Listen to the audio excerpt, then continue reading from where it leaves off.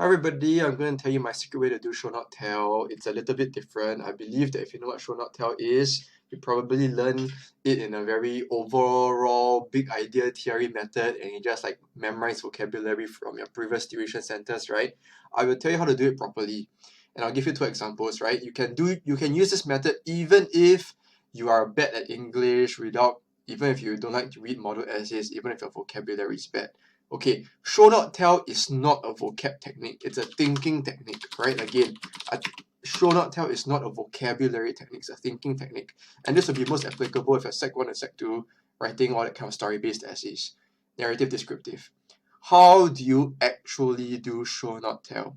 You have to understand that every time you write something as a student at the lower levels, even primary school, right? And your teacher says show not tell. The reason they're actually saying that, the philosophy behind it is that you are actually not backing up a statement. It is like saying I am sad, but how do I know you are sad? These statements, I call them simple verbs, right? Simple verbs or adjectives. These are things that are claims that have not been backed up. So if you think about the claim of, oh, she cried or I cried, right?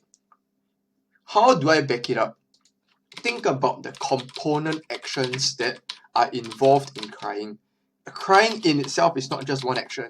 Crying comprises many different component actions, right? When you're crying, it talks about it's not only about your like one singular action. It's also about maybe the color of your eyes. Is it like red eyes? Are tears rolling down your cheeks?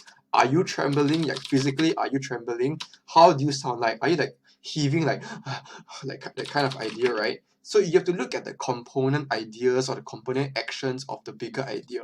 So it's like me writing something like I don't like her, right? But you're not backing it up. You need to back it up with the reason. So what should not tell really is, right? It's nothing. It's the same as every writing logic in English.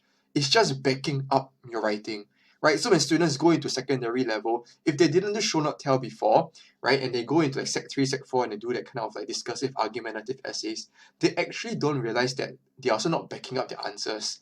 They will say something like social media is bad and they'll never back it up.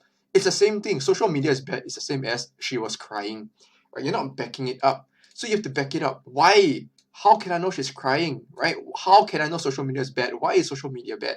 This is the same, it's ideologically the same thing.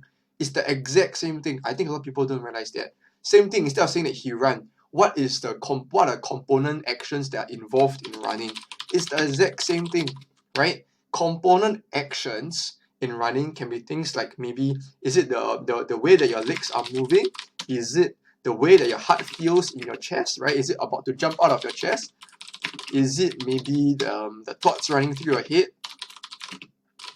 So what I tell everybody is that should not tell is not a vocab idea, it's a thinking idea. If you cannot first identify where are the simple verbs and adjectives in your writing, right, you will never be able to should not tell. And this is a problem that carries into Sec 3, Sec 4. Why?